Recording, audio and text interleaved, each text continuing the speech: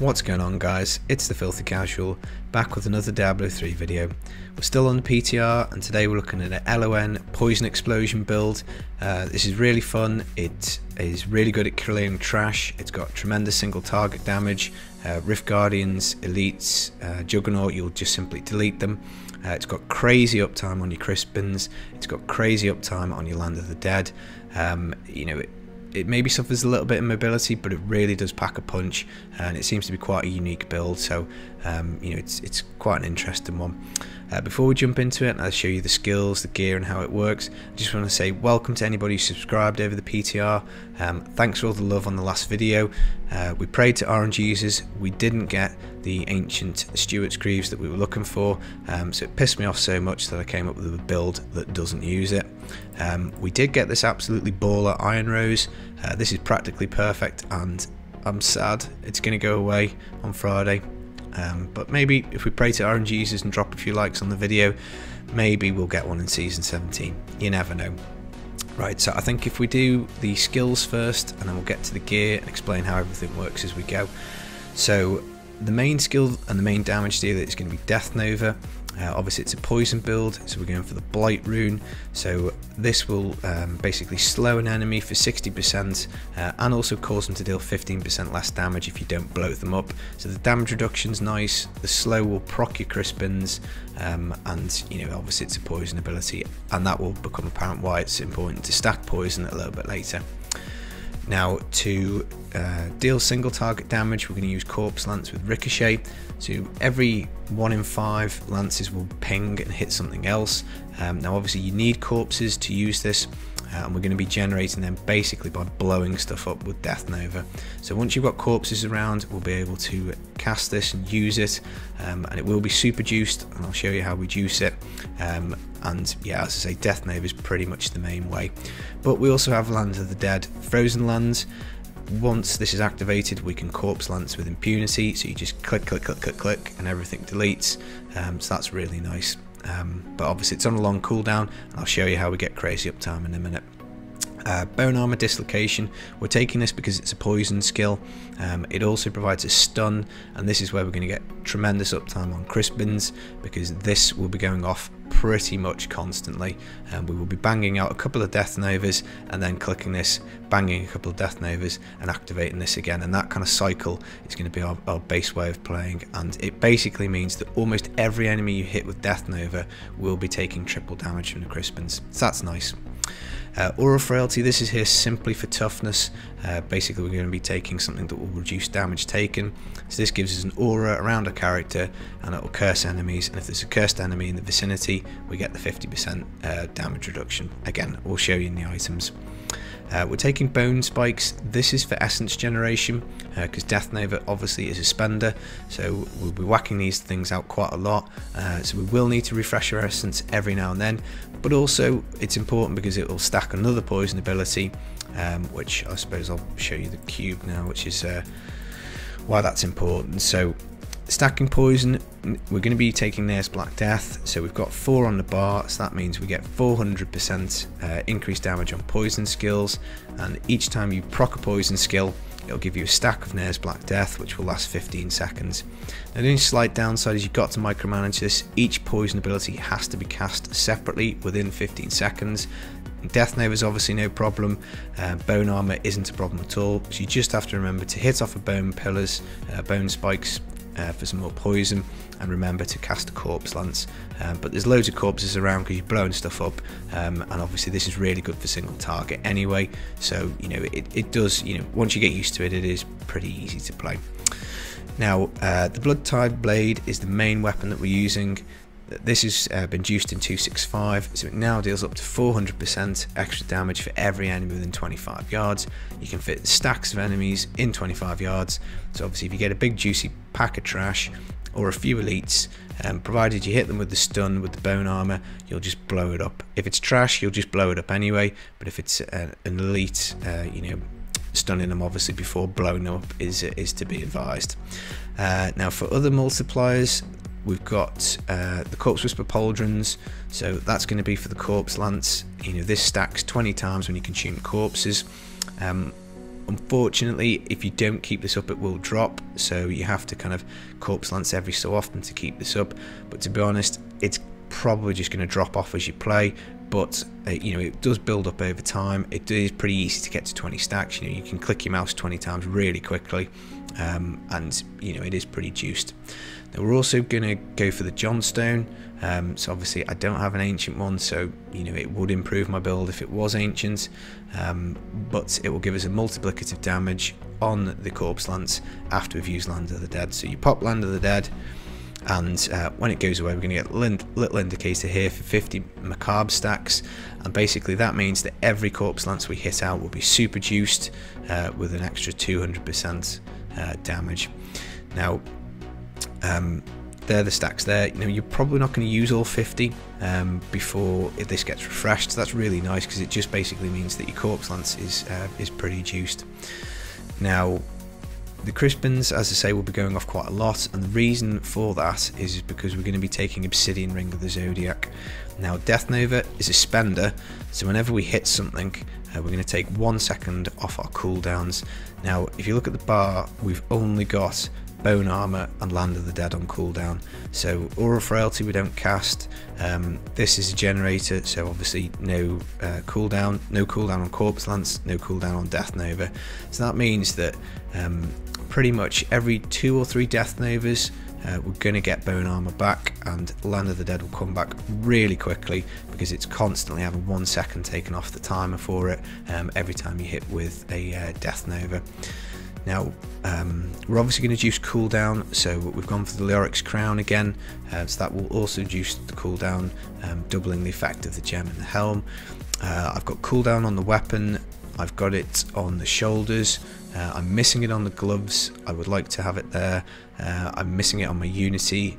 It rolls as default on the Obsidian Ring, so I think my sheet cooldown is 47, so I could definitely get that higher, but you know, everything comes back pretty quickly with about 50% CDR, so if you aim for that, you'll be golden, and you'll see in the footage that it does come back pretty quickly. So the rest of the items pretty much are for toughness. So you've got your Aquila Cuirass, when you use your bone spikes, and I'll show you another way to get essence back as well. This will be up pretty much most of the time, in fact near enough all the time, if you just stop and hit the bone spikes every so often, because this generates quite a lot of essence. Dainty's Binding will give you a 50% damage reduction when there are cursed enemies around, and then we've gone for Unity again for another 50% DR, so make sure your followers got one, make sure they've got the token that renders them invulnerable. Now other than that, you're going to have your bonus from the Legacy of Nightmare, so for each Ancient you're going to get another 4%, so obviously I'd have another 4% damage reduction if I had the Ancient Amulet, but I don't. For pants, any pants are fine. Swampland Raiders would probably be my pick, so you'd have to roll a Witch Doctor, get an ancient pair of Swamplanders with poison on, that would juice up your poison by another 20%, so they would be my pick, but I just can't be bothered doing it right now. Don't have the time to roll a Witch Doctor, I'm afraid. And then the last item, last couple of items, again are fairly open. I've gone for illusory boots. This just means so that you can walk through enemies. You know, it does really help just being able to walk through stuff, so if you don't blow everything up, you can just reposition yourself, so you know you can move out the way of stuff pretty easily if there's something in your way. And then St. Archie's Gauge, this is just basically for toughness. You get a shield when an elite pack damages you. Lasts for 10 seconds, up to 150% of your health, so again by no means essential. So the build actually from an LON perspective is quite easy to gear, because getting an ancient two-hand is quite easy because there's 2 in the pool. It doesn't matter whether it's the Nares or the Blood Tide, whichever one you get ancient first you're going to whack on your character, and then the other one's going to go in the cube. Your glove slot doesn't matter, it can be pretty much anything. Your pants can be pretty much anything. The boots you're going to get from bounties, you're going to be doing stacks of bounties to do your LON builds anyway, so you know, in terms of gear requirements it's not too bad. We've got NEMs on as well, obviously to make the rift go faster, just for progression, so again any kind of braces will do here. You know, Reaper's Wraps is craftable, you know, and you could get an ancient pair of them, and that would make you get extra resource again whenever you pick up a health globe. In the cube I've gone for the Wazekian arm guards. This is to help with mobility for the build, so again these two can be swapped. You know, if you get an ancient pair of these, and they're easier to roll actually because they default roll with crit, whereas Nems don't. So you know, it might well be the case that you've got your nemesis in the cube and your arm guards on your character. But again, Nems can go in the cube and you can stick anything on. The cube armor slot, actually, to be fair, is pretty open. You know, so again, if you're trying to gear the build and let's say you're missing the corpse whispers, you don't have ancient ones, and you've got a really nice pair of shoulders, just chuck them in the cube and you can use them. The arm guards do help a lot because whenever you blow something up, when you destroy a wreckable object, you get a burst of speed, and you know, it is pretty helpful. So legendary gem wise, we're going to go for Trapped. It's a close range build because of the Death Nova, so that's fairly self-explanatory. It's just a flat damage increase to enemies within, you know, under control and pairing effects. So that's pretty much everything. Bane of the Powerful, again, more damage versus elites, damage reduction against elites. That's quite nice. And then the last gem we've gone for is Wreath of Lightning. This is to help mobility because you'll note there is no blood rush here. I would love to have it on the bar, but I just can't fit it. You can take off bone spikes and run it without the generator, but you're pretty much at the mercy of getting density. So if you take this off, you've got no real way of getting essence back, unless you replace it with Devour, but I prefer the bone spikes personally. I haven't tested both. So if we look at passives, it's a bit of a weird set. Dark Reaping, when we're using a scythe, we gain 2% essence life and 2% essence per kill and 2% life per kill. This is really nice because you can blow up 5 or 10 enemies with a Death Nova, and if you kill 5 enemies, you're going to get 10% of your essence back. You're going to get more essence than you actually, you know, cost to cast the thing. So that's really nice. That really does help a lot with essence management. So your bone spikes, pretty much you're just using to proc your nares, but if you do run low, it's just there, you hit it once and you get 24 essence back. We've also gone for Overwhelming Essence. This is to boost this and again make it so that the Aquila bonus is up a lot more. Standalone will give us more toughness. We get 100% extra armor for having no minions at all in this build, and then Blood is power. If something does take away up to 100% of our life, then we get 20% reduction. Off Land of the Dead's pretty nice, and off the bone armor it will pretty much instant reset it. So if you get in trouble, take some damage, bang, you've got your bone armor back, and Land of the Dead is so much nearer. Now passive wise, there's nothing else really that I can think of taking to help. You're not consuming enough corpses to benefit from Fueled by Death. I'd love the move speed, but you're not going to be firing out your lances enough, I don't think, to proc this enough. Final service, you know, cheat death is always okay to work in, so you know you can mess around with them. And obviously you've got the dainties and aura of frailty, so spreading malediction could give you that extra bit of damage. Again, you know, big group of trash, but you know the damage seems to be okay at the moment. So that's the skills, that's the passives, that's the gear. We've talked about a few swaps, so I think we'll go take it for a spin, and then when we get back we'll talk about stat priorities. So we'll do a 75. Which, as I say, you know, same as last time. I don't have fully ancient, so you know it would be nice to have that. So obviously the Death Nova pretty much blows everything up, and as you can see, the bone armor is pretty much back straight away. And there you go. There's an elite. Bang, gone. So all you need to do really is to just keep an eye on your nares and just make sure that you've got everything. You can see how many corpses there are around. You know, so if there is anything that needs a bit of single target DPS, it's, you know, it's there for you to do. And every kill you get so much life. You know, with the passive that gives you the 2%. You know, it's pretty nice. So again, look at all these corpses around from dead stuff, so you know it's nice. But yeah, I'm chatting away. My nares has dropped off down to 2 stacks, so you know, as I say, you just need to keep an eye on it. But you've got your Land of the Dead macabre stacks up now, so every corpse lance is super juiced out, so that's nice. But yeah, I don't think I've seen anybody play this yet. you know, as I say, it's a bit odd. It's a bit of a unique build, but I don't know, hopefully you like it. I quite like creating these sorts of funky builds where, you know, they are a bit unique. So I really like the fact you just pop Land of the Dead, you know, and then that's it. Everything's, you know, you just click the enemies whilst it's up and they disappear. I tell you where this build does struggle a little bit is on maps like the Moors, because you know, obviously with no Blood Rush and with no teleport and no Stewart's Greaves, it's a bit of a pain. So obviously what I need to do is kill the trash, and that'll generate corpses, and then you use the corpses to corpse lance the you know, single target. So I've only played this probably, you know, for about 5 or 10 rifts, so you know, I wouldn't say I've got like the rotation incredibly well down, but obviously, you know, you can see there's a lot of potential in this build. It is very powerful. You know, I think I've got 3 level 80 augments on, so nothing too crazy. The sheet damage is still only, you know, just about 1 million. So you know, once you get going in the season, you could certainly juice this up if you fancied playing it. You know, and as always, if there's any suggestions you guys have got to improve the build, you know, any swaps you can make, you know, that obviously would be handy. So again, I've let my nares drop off again because I'm chatting away, so you'll probably be able to play this build much better than I will. But yeah, I mean, any pylon you get with this is just ludicrous.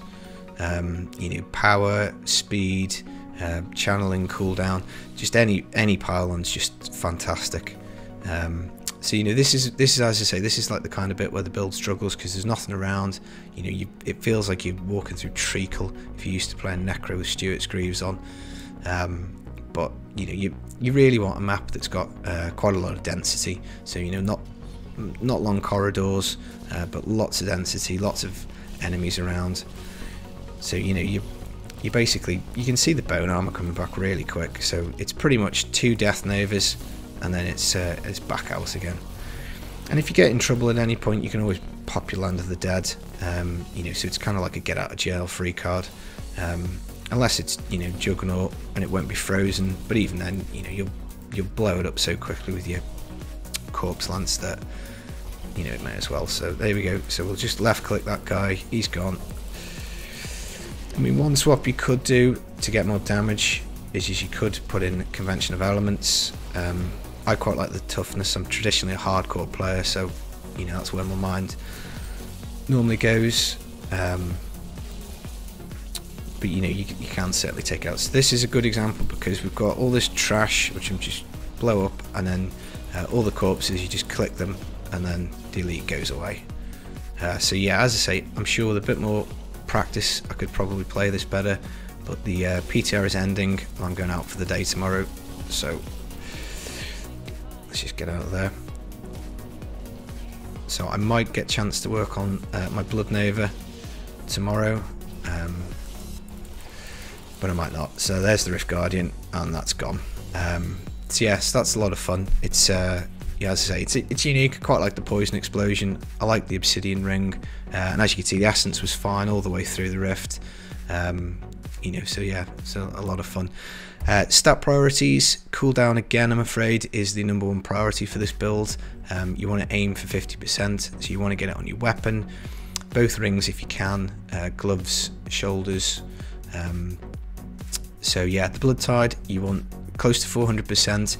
This default rolls with intelligence. To be honest, I'd leave that because sorry, not intelligence, vitality. I'd leave the vitality on there because it will give you a massive toughness boost.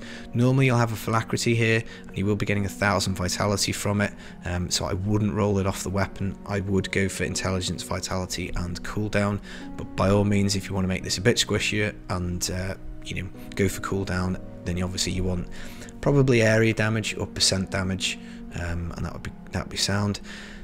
For your Unity, you're going to want crit hit chance, elite damage, socket and cooldown. For your Sentinel, choose gauge. I've gone for area damage, crit, and I really should have cooldown instead of armor. And then yeah, probably intelligence. So crit, cooldown, and area damage would be the ideal. But you know, you take intelligence if you're going to get it. Corpse Whisper Pauldrons, you've just seen the Corpse Lance eviscerates, so I wouldn't bother rolling for Corpse Lance damage. I probably would put area damage on here, so int and then defensive stat, area damage cooldown. For your Leoric's Crown, int vitality crit chance. I think you can get Death Nova damage, so toss up between that and crit maybe. Again, I probably wouldn't roll vitality off, it just depends how squishy you want to be. For the Aquila, full defensive stats. This time it does matter the primary resource, you want that as low as possible, but as you saw through the rift, the essence barely drops, and you can always mitigate that a little bit by pressing bone spikes a bit more often. For the dainties, you're going to want full defensive stats and as close to 50%. Your trousers, invit armor. Again, any keks will do, doesn't matter, just chuck them on. Swampland Raiders would probably be the best.